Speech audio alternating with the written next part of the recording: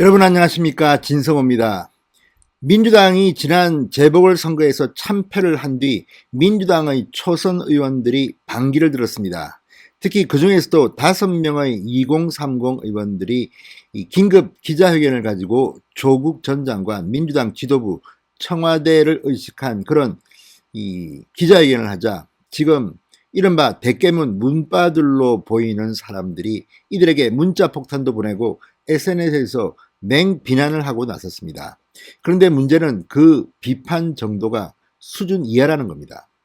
민주당은 이런 열혈 문바 혹은 대깨문들 때문에 침울할지도 모릅니다. 그런 징후들이 여기저기서 보이고 있습니다. 이처럼 민주당이 참패해서 분위기가 무거운 가운데 이번에는 금태섭 전 의원의 페이스북에 또 문바들이 입에 담기 힘든 발언을 함으로써 지금 분위기가 냉랭합니다. 정말 이렇게도 되는 것인가? 팔순 노모를 저런 막말을 해도 되는 것인가? 저런 욕설을 해도 되는 것인가? 자, 어제 금태섭 전 의원의 페이스북이 발칵 뒤집혔습니다. 아무리 그렇지만 최소한의 예의, 품위, 금도는 지켜야 하는데 지금 대깨문, 문바 이 사람들 정말 제정신이 아닌 것 같습니다. 결국 이것은 그대로 문재인 대통령을 향할지도 모릅니다. 자, 과거 문재인 대통령이 이 민주당 대통령 후보 경선 과정에서 양념 발언을 한 적이 있습니다. 뭐 18원 후원금을 보내고 문자 폭탄을 보내고 SNS 인터넷 댓글을 통해서 욕설과 막말을 하는 이런 열혈 문재인 지지자들 문제를 묻자 양념이라고 했습니다. 양념 같은 것이다. 자, 이러니 소위 대깨문 문바들이 이렇게 준동하는 게 아니겠습니까? 자, 지금 이 현상은 지금도 계속되고 있습니다. 그리고 결국은 이 열혈 문바들 때문에 민주당은 아마 국민들의 민심과는 동떨어진 정당으로 전락하고 문재인 정권은 조만간 난파선이 될 것으로 보입니다. 자, 금태섭 전 의원에게 이른바 문바 대깨문이 어떤 글을 남겼을까요? 진성호의 직설 시작합니다. 방송에 앞서 아직 진성호 방송의 구독자가 아니신 분들은 붉은색 구독 버튼 눌러주십시오. 더 좋은 방송으로 보답하겠습니다. 자, 금태섭 전 의원이 어제 자신의 팔순 모친에게 욕설과 막말을 한 누리꾼에게 이렇게 말했습니다. 저는 상관없지만 저희 어머니한테는 사과하는 게 최소한의 도리라고 했습니다. 자, 이 금태섭 의원이 올린 글의 제목은 이렇습니다. 소위 문바, 대깨문이라고 하는 분들께, 이게 제목입니다. 문바와 대깨문이라는 단어를 썼습니다. 자, 금태섭 전 의원은 이렇게 이 제목의 글에서 이렇게 시작합니다. 정치에 관심을 갖다 보면 때로 격해지기도 하고 감정이 생길 수도 있지만 다른 사람 부모님 팔순에 이런 글을 올리면 안 됩니다.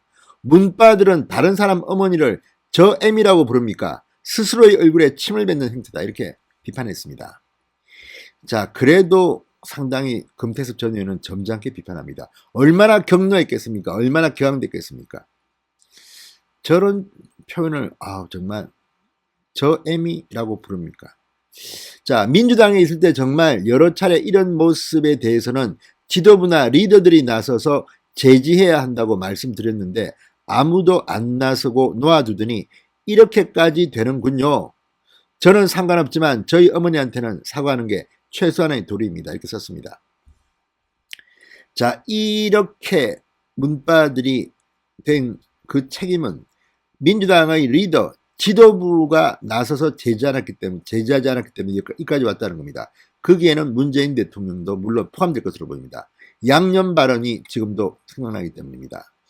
자, 이 더불어민주당을 탈당한 금태섭 전 의원은 지금 어떤 생각을 하고 있을까요? 자, 앞서 금태섭 전 의원은 이 글을 올리기 1시간 전쯤에 페이스북에 또 다른 글을 올렸습니다. 팔순을 맞은 어머니와 함께 찍은 사진을 올렸습니다. 그리고 팔순에도 여전한 미모와 지성을 자랑하는 김여사, 그 옆은 엄마의 영원한 보물, 금태섭이라는 이야기입니다. 이런 게시글을 올렸습니다. 그러니까 장성한 아들이 팔순 노모와 함께 찍은 사진을 올리고 어머니에 대한 사랑을 담은 그런 게시글을 올렸는데 이 글에조차도